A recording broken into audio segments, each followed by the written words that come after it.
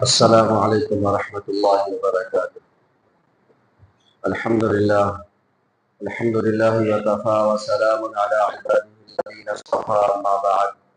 اعوذ باللہ من الشیطان الرجیم، بسم اللہ الرحمن الرحیم۔ وجوہ یومئذ مسفرہ ضاحکۃ مستبشرہ ووجوہ یومئذ علیہا غبرہ ترہقها قترہ۔ صدق اللہ العظیم۔ اللهم صل على محمد وعلى آل محمد كما صليت على إبراهيم وعلى آل إبراهيم إنك حميد مجيد۔ اللهم بارك على محمد وعلى آل محمد كما باركت على إبراهيم وعلى آل إبراهيم إنك حميد مجيد۔ محترم بزرگوں اور دوستوں، بات شروع کرنے سے پہلے اللہ رب العزت سے دعا کریں کہ اللہ رب العزت میری زبان سے ایسی بات نکلوائے جو ہم تمام مسلمانوں کے لیے نجات کا ذریعہ بنے۔ ساتھ ہی ساتھ یہ نیت اور ارادہ ہے کہ جو بھی بات کہی جائے گی اس کو انشاءاللہ عمل کی نہیں دہرانا۔ میرے پیارے بزرگ اور دوستو، اللہ کے نبی صلی اللہ علیہ وسلم نے ہمارے لیے زندگی کے ہر پہلو، یعنی کوئی ایسا پہلو نہیں چھوڑا جس کو ہم نہیں کہہ سکتے کہ اللہ کے نبی صلی اللہ علیہ وسلم نے اس کو نہ سکھایا۔ صبح سے لے کر پیدائش سے لے کر موت تک، صبح سے لے کر شام تک ہم جو بھی کام کرتے ہیں، جتنے بھی چھوٹے ہوں بڑے ہوں، یہاں تک کہ چلنا اٹھنا بیٹھنا، ہمیں بستر کس طریقے سے لگانا ہے، بستر کس طریقے سے اٹھانا ہے، چھوٹوں کے ساتھ کس طریقے سے رہنا ہے، بڑوں کے ساتھ کیسے رہنا ہے، ماں باپ کے ساتھ کیسے رہنا، بچوں کے ساتھ کیسے رہنا، بھائیوں کے ساتھ کیسے رہنا، بہن کا کیا حقوق ہے، بھائیوں کا کیا حقوق ہے، ایک ایک پہلو پر میرے پیارے بزرگ اور دوستوں سب کو بتلایا اور کر کے دکھلایا۔ اور اللہ تبارک و تعالی نے ہماری اس زندگی میں عیش و آرام بھی لکھا ہے، تکلیفیں بھی لکھی ہیں۔ جس وقت مقدر میں جو لکھا ہے وہ مل کر کے رہے گا، ہم چاہے جتنی کوششیں کر لیں، چاہے جتنی ہم پوری طاقت لگا دیں، اگر ہمیں پریشان ہونا ہے تو دنیا کی جتنی عیش و آرام کی چیزیں ہیں، ساری دولتیں ہوں، سارے خزانے ہمارے پاس ہوں، اگر اللہ تبارک و تعالیٰ نے اس وقت مقدر میں ہمیں پریشانی لکھی ہے تو وہ آ کر کے رہے گی، چاہے پوری ہم کوشش کر لیں۔ اور اسی طریقے سے پوری دنیا ہماری مخالف ہو جائے، سارے دشمن ہمارے مخالف ہوں، سارے لوگ ہمارے مخالف ہوں، یعنی پریشانی کے سارے اسباب ہوں، لیکن اللہ تبارک و تعالی اگر خوشی لکھنا چاہے، اس وقت ہمارے قسمت میں خوشی لکھی ہے، اور اس وقت عیش و آرام لکھا ہے، اس وقت مسرت لکھی ہے، تو وہ ہمیں مل کر رہے گی، چاہے دنیا والے کتنا بھی روک لے۔ اور اس بات کا ہمیں یقین بھی ہونا چاہیے، آمنت باللہ کما ہوا باسمائہ وصفاتہ وقبلت جمیع احکامہ، اور دوسرا آمنت باللہ وملائکتہ وکتبہ ورسلہ والیوم الآخر والقدر خیرہ وشرہ من اللہ تعالی والبعث بعد الموت، یعنی جو ہمیں بھلائی پہنچ رہی ہے یا برائی جو ہمیں پہنچ رہی ہے اللہ کی طرف سے ہے، اس بات کا یقین ہونا چاہیے۔ اگر نہیں ہے تو اس کا مطلب ہے کہ ہمارے اندر ایمان نہیں ہے۔ ان ساری باتوں پر ایمان ہونا ضروری ہے۔ میرے پیارے بزرگ اور دوستو، عیش و آرام، خوشی، تکلیف یہ زندگی کا حصہ ہے۔ کبھی خوشی پہنچتی ہے، کبھی تکلیف پہنچتی ہے، لیکن تکلیف سے گھبرانا نہیں چاہیے، تکلیفوں پر صبر کرنا چاہیے۔ اللہ تبارک و تعالیٰ نے کہا کہ جب آپ تکلیفوں پر صبر کریں گے، تکلیفوں پر ہم کب کیسے صبر کریں؟ یا ایھا الذین آمنوا استعینوا بالصبر والصلاۃ ان اللہ مع الصابرین۔ اللہ تبارک و تعالیٰ نے کہا کہ مدد حاصل کرو صبر کے ساتھ اور نماز کے ساتھ۔ یعنی میرے پیارے بزرگ اور دوستو، ہمیں مصیبتیں پہنچ رہی ہیں تو ہمیں اس سے کس طریقے سے لڑنا ہے؟ اللہ تبارک و تعالیٰ نے ہمیں اوزار دیا، دو اوزار۔ ایک تو یہ ہے کہ ہمیں اس مصیبت سے صبر کے ساتھ جمے رہنا ہے، اس مصیبتوں پر صبر کرنا ہے، اور دوسرے اللہ تعالیٰ کی طرف رجوع ہونا ہے، نمازیں پڑھ کر کے اللہ تبارک و تعالیٰ سے اس مصیبت کو ہٹانے کی دعا کرنا ہے۔ پھر اللہ تبارک و تعالیٰ آگے کیا فرما رہے ہیں؟ جب آپ اس طریقے پر قائم رہو گے، جب آپ مصیبتوں پر صبر کرو گے، مصیبتوں پر جمے رہو گے، تکلیفوں پر لوگوں واویلا نہیں مچاؤ گے اور صبر کرو گے، میری طرف آؤ گے، نماز پڑھو گے، تو اللہ تبارک و تعالیٰ فرما رہے ہیں ان اللہ مع الصابرین، یہ صبر کرنے والوں کے ساتھ اللہ تبارک و تعالیٰ ہوتا ہے۔ میرے پیارے بزرگ اور دوستو، اللہ کے نبی صلی اللہ علیہ وسلم سے زیادہ کسی کو تکلیفیں نہیں دی گئی، لیکن آپ اللہ کے نبی صلی اللہ علیہ وسلم کی زندگی اٹھا کر کے دیکھیں گے تو آپ اللہ کے نبی صلی اللہ علیہ وسلم کی زندگی میں سے ایک لمحہ بھی یہ کبھی بھی جو ہے مصیبتوں پر گھبرانا یا مصیبتوں پر لوگوں کو بتانا کہ مجھے اتنی تکلیفیں دی گئی یا میں اتنا پریشان ہوں۔ اب طائف کا واقعہ اٹھا کر کے دیکھ لیں کہ جس کی وجہ سے کائنات بنائی گئی، اس ذرے ذرے کو بنایا گیا، اللہ تبارک و تعالی اگر اللہ کے نبی صلی اللہ علیہ وسلم کو پیدا کرنا مبعوث نہ ہو، پیدا کرنا مقصود نہ ہوتا، اللہ تبارک و تعالی کو اگر اللہ کے نبی صلی اللہ علیہ وسلم کو بھیجنا دنیا میں مقصود نہ ہوتا تو یہ دنیا کی جتنی چیزیں ہیں یہ کچھ نظر نہیں آتی، آج ہم بھی نظر نہیں آتے۔ اللہ تبارک و تعالی نے ان کے صدقے میں پوری دنیا کو بنایا ہے، تو آپ سوچئے کہ کتنا مقدس ہستی ہوگی وہ، اللہ تبارک و تعالیٰ کو کتنا محبوب ہوں گے، لیکن اللہ تبارک و تعالیٰ اپنے اس محبوب کو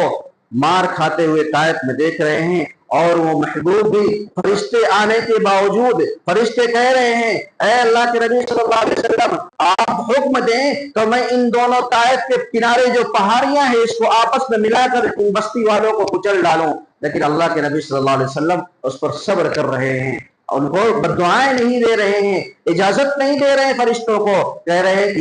یہ نادان ہیں، نہ سمجھ ہیں، آج ان کو نہیں سمجھ میں آ رہا ہے، ہو سکتا ہے آنے والی ان کی پشتوں میں، آنے والی پیڑھیوں میں کوئی کسی کو بات سمجھ میں آئے۔ تو میرے پیارے بزرگ اور دوستوں، اور ایسا ہی ہوا،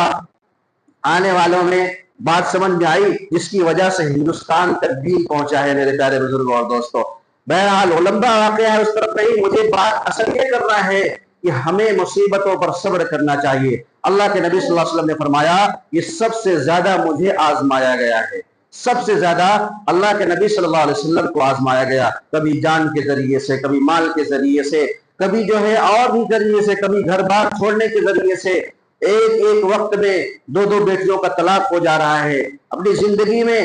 محبوب بیوی دنیا سے رخصت ہو جا رہی ہے، جس وقت پوری دنیا ان کی مخالفت تھی، پورا مکہ مخالف تھا،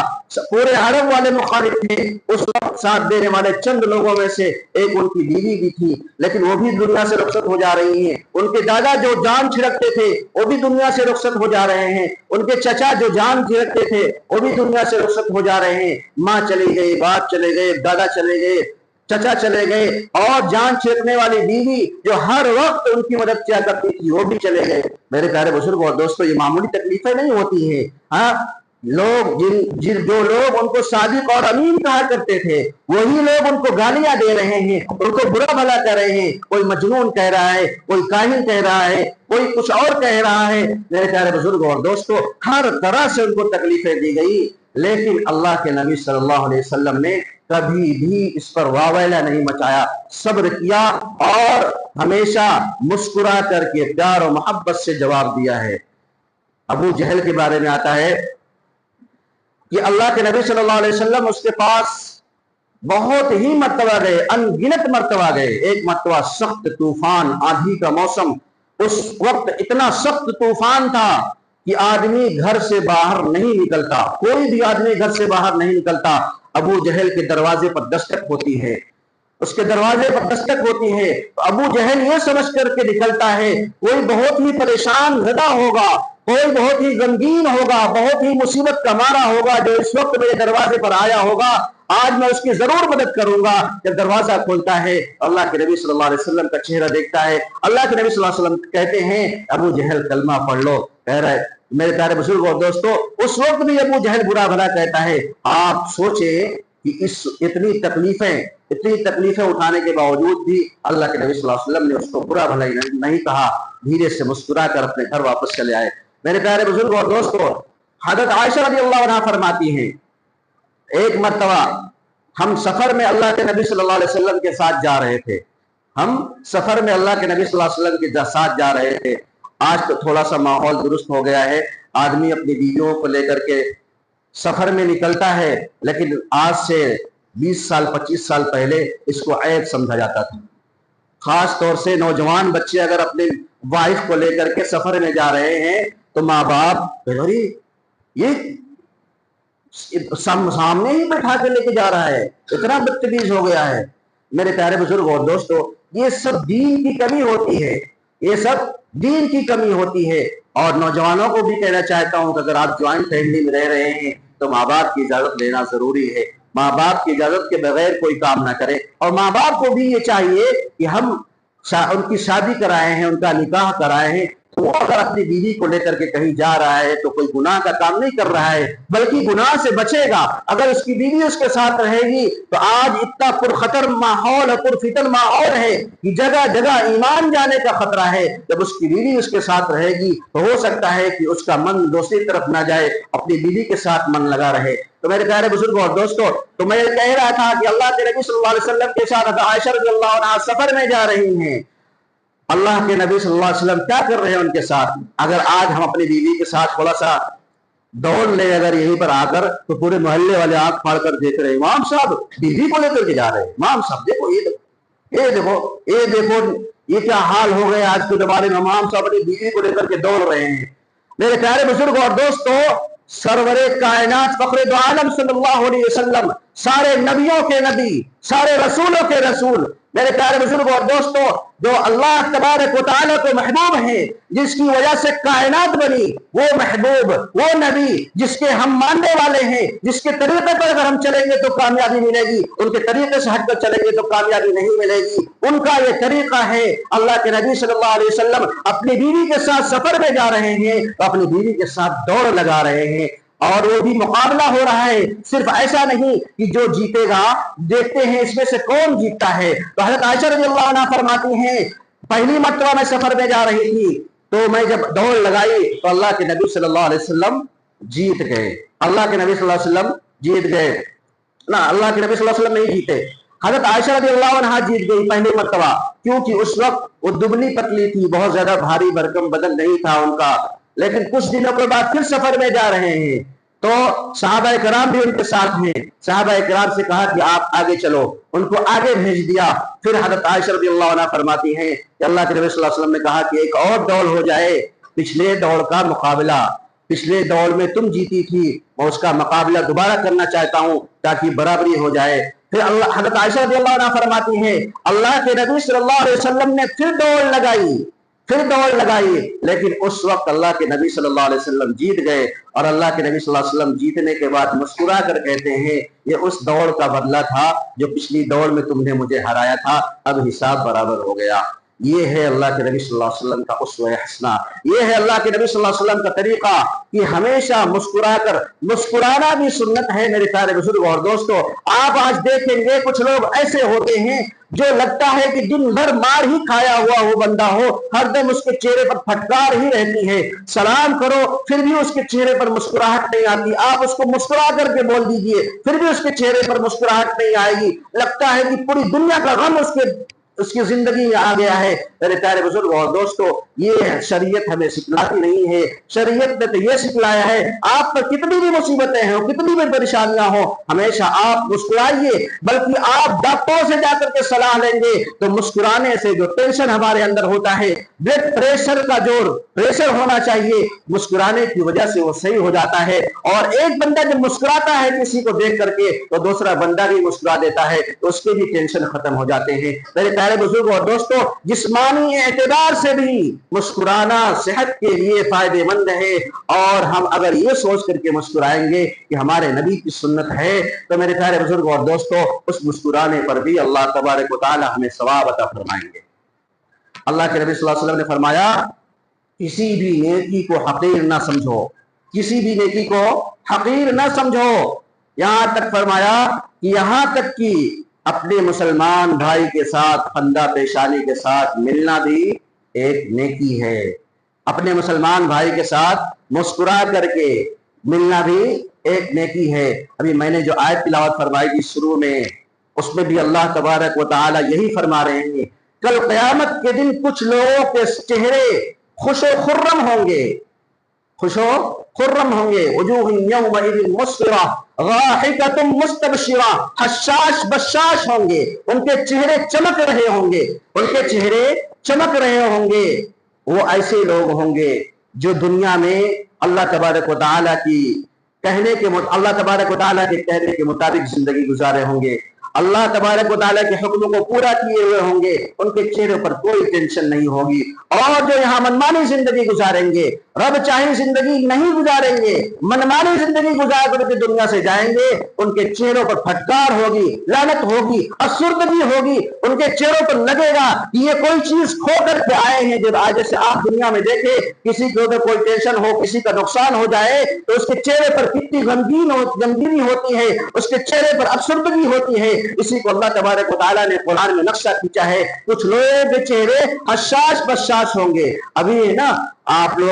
ही लोग कहा करते हैं कि ये मौलवी मौलाना लोग हमेशा खुश रहते हैं, कि क्रिश हमेशा टाइट रहती है, यही कह करके तनख्वाहें कम कर डाले हैं। आज देखिए मेरे प्यारे बुजुर्ग और दोस्तों, आदमी इमाम होकर के, मोहल्ले का इमाम होकर के फांसी लगाने पर मजबूर हो जाता है, किसकी पकड़ होगी? वो तो खैर गलत काम करके गए ही गए हैं, लेकिन मेरे प्यारे बुजुर्ग और दोस्तों, जिस वजह से वो मजबूर हुए, ये पूरे मोहल्ले की पकड़ होगी। ये मैं नहीं कह रहा हूं, ये हदीस में लिखा है, अगर आपके मोहल्ले का इमाम परेशान है तो आप भी कभी खुश नहीं रहेंगे। मुझे कोई परवाह नहीं, मैं तो ये टॉपिक छेड़ना ही नहीं चाहता, लेकिन मेरे प्यारे बुजुर्ग और दोस्तों, आज दुनिया का माहौल देख करके बर्दाश्त नहीं होता कि आज हमारा ये हालत ये हो गई है, ये आदमी अपनी जेब से 100-200 रुपए महीना देने के लिए तैयार नहीं है, ताकि जो है इमामों की, मौज़िनों की या पढ़ाने वालों की तनख्वाहें दी जा सके। आज स्कूल कॉलेजों की फीस वक्त पर दी जाती है, लेकिन बच्चे आप वही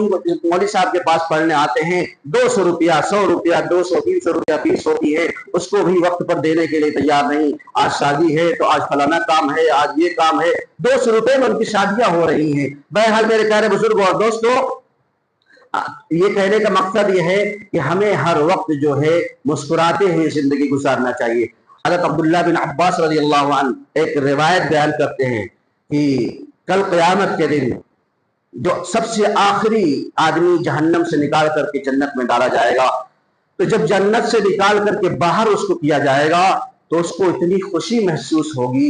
जैसे लगेगा कि दुनिया का सारा ऐश व आराम उसको मिल गया है, सारी तकलीफों को वो भूल जाएगा, सारी तकलीफों को भूल जाएगा। अल्लाह तबारक व तआला से वादा करेगा कि अल्लाह मुझे निकाल दीजिए, सिर्फ जहन्नम से बाहर निकाल दीजिए, उसके बाद मैं आपसे कुछ नहीं मांगूंगा। अल्लाह कहेंगे वादा है ना तेरा, उसके बाद कुछ कहना नहीं। जब वो जहन्नम से बाहर आएगा, उसकी ठंडक, सारी चीजें महसूस होंगी, कुछ देर तक तो अपने आप को सुकून महसूस करेगा, फिर थोड़ी देर के बाद एक पेड़ नजर आएगा, फिर उसके मन में लालच आएगी। ये इंसान की फितरत है, इंसान की फितरत में लालच है, ये खत्म नहीं होगी, वहां पर भी नहीं खत्म होगी। हालांकि अल्लाह से वादा कर चुका है, हम भी अल्लाह से वादा कर चुके हैं, अलस्तु बिरब्बिकुम क़ालू बला, ये अल्लाह तबारक व तआला ने हमसे आलम अरवाह में वादा ले लिया था, क्या मैं तुम्हारा रब नहीं हूं? हम वादा कर चुके थे, क़ालू बला, आप ही हमारे रब हैं, लेकिन दुनिया में आकर के हम अपने रब को भूल चुके। तो अल्लाह तबारक व तआला ने 1,24,000 कमोबेश अंबिया किराम का सिलसिला जारी फरमाया। तो कल क़यामत के दिन जब उस आदमी को भी जहन्नम से निकाल करके अल्लाह तबारक व तआला बाहर निकाल देंगे, वादा ले लेंगे, इसके बाद तुम कुछ नहीं कहोगे, वो कहेगा नहीं अब कुछ नहीं मांगूंगा। लेकिन थोड़ी देर के बाद जब पेड़ नजर आएगा, तो अल्लाह तबारक व तआला कहेगा, ए अल्लाह, आपने यहाँ पे निकाल दिया है, उस पेड़ तक मुझे पहुंचा दीजिए ताकि मैं साए के अंदर रह सकूं। तो अल्लाह तबारक व तआला कहेंगे अभी तो तूने वादा किया था। अब फिर अल्लाह तबारक व तआला कहेगा, ए अल्लाह, अब मैं कोई भी इसके बाद वादा खिलाफी नहीं करूंगा, बस आप मुझे उस पेड़ तक पहुंचा दीजिए। जब उस पेड़ तक पहुंचेगा, उसको थोड़ी और राहत महसूस होगी, फिर थोड़ी देर के बाद नजर उठाएगा तो जन्नत का दरवाजा नजर आएगा, उसके पास एक और पेड़ नजर आएगा। तो उसके बाद अल्लाह तबारक व तआला से फिर कहेगा, ऐ अल्लाह, मुझे उस पेड़ तक पहुंचा दीजिए। अल्लाह कहेंगे फिर तूने वादा खिलाफी करी, फिर वादा खिलाफी की, अब इसके बाद मैं तेरे कोई भी बात नहीं मानूंगा। उसको ये भी वादा करेगा, ऐ अल्लाह, मैं इसके बाद कुछ नहीं मांगूंगा। अल्लाह तबारक व तआला फिर उसको उस पेड़ तक पहुंचाएंगे, यहां तक कि इसी तरह करते करते करते उसको जन्नत में दाखिल फरमा देंगे। तो जब हजरत अब्दुल्लाह इब्न अब्बास रज़ियल्लाहु अन्हु इस रिवायत को बयान कर रहे थे, کوئی بیان کرتے کرتے مسکرا دیے تو میں بھی مسکرا دیا، یہ سنت ہے۔ پھر کہا کہ مسکرانے کی وجہ نہیں پوچھنا، لیکن میرے پیارے بزرگ اور دوستو لوگوں نے پوچھا کہ بتا ہی دیجئے مسکرانے کی کیا وجہ ہے۔ کہا کہ اللہ کے نبی صلی اللہ علیہ وسلم جب اس روایت کو بیان کر رہے تھے، جب یہ حدیثیں مجھے بتلا رہے تھے، لوگ بیٹھے ہوئے تھے، میں بھی سن رہا تھا، تو یہ روایت بیان کرتے کرتے اللہ کے نبی صلی اللہ علیہ وسلم نے مسکرایا تھا۔ صحابہ اکرام نے اتنا خیال کیا ہے، اللہ کے نبی صلی اللہ علیہ وسلم کی ایک ایک سنت پر انہوں نے عمل کیا ہے۔ حضرت عبداللہ ابن عمر رضی اللہ تعالیٰ عنہ کا واقعہ لکھا ہے کہ ایک مرتبہ سفر میں جا رہے تھے، ایک درخت کی آڑ آئی، ایک درخت آیا اور لوگوں سے کہا کہ آپ لوگ آگے چلے گئے اور قضائے حاجت کے لیے اس طرح بیٹھتے ہیں، بس بیٹھے اور کھڑے ہو گئے۔ لوگوں نے پوچھا کہ آپ سے پہلے اس طریقے کا میں نے عمل نہیں دیکھا، آپ نے ایسا عمل کیوں کیا؟ کہا کہ اللہ کے نبی صلی اللہ علیہ وسلم کے ساتھ میں ایک مرتبہ سفر میں جا رہا تھا، اللہ کے نبی صلی اللہ علیہ وسلم نے یہاں پر قضائے حاجت کی تھی، تو وہ درخت دیکھنے کے بعد مجھے اللہ کے نبی صلی اللہ علیہ وسلم کی وہ ادا، وہ عادت مجھے یاد آ گئی، تو میں نے سوچا کہ لاؤ اس سنت پر بھی عمل کر لوں، جبکہ مجھے کوئی قضاء حاجت کی ضرورت نہیں ہے، لیکن صرف اللہ کے نبی صلی اللہ علیہ وسلم کی سنت پر عمل کرنے کے لیے۔ تو میرے پیارے بزرگ اور دوستو، اللہ کے نبی صلی اللہ علیہ وسلم کی سنت ہے مسکرانا۔ آپس میں مسکرائیے، زندگیاں خوشگوار ہوں گی۔ ہمارے جو ہے امراض، جسم کے بہت سارے امراض مسکرانے کی وجہ سے ختم ہو جاتے ہیں۔ ایک دوسرے کے حقوق ادا کرے، مسکرا کر کے رہے، زیادہ سے زیادہ سلام کرے۔ آج رواج ختم ہو گیا ہے، سلام تو ایک تو کرتے نہیں، کرتے ہیں تو غلط کرتے ہیں۔ افشوا السلام بینکم، آپس میں سلام کو پھیلاؤ، زیادہ سے زیادہ سلام کرو۔ سلام کرنے سے دشمن کا دل بھی پتھر والا دل ہوگا، وہ بھی پگھل جائے گا۔ اللہ تبارک و تعالیٰ سے دعا کرے کہ اللہ تبارک و تعالیٰ ہمیں کہنے سننے سے زیادہ عمل کرنے کی توفیق عطا فرمائے۔ وآخر دعوانا الحمدللہ رب العالمین۔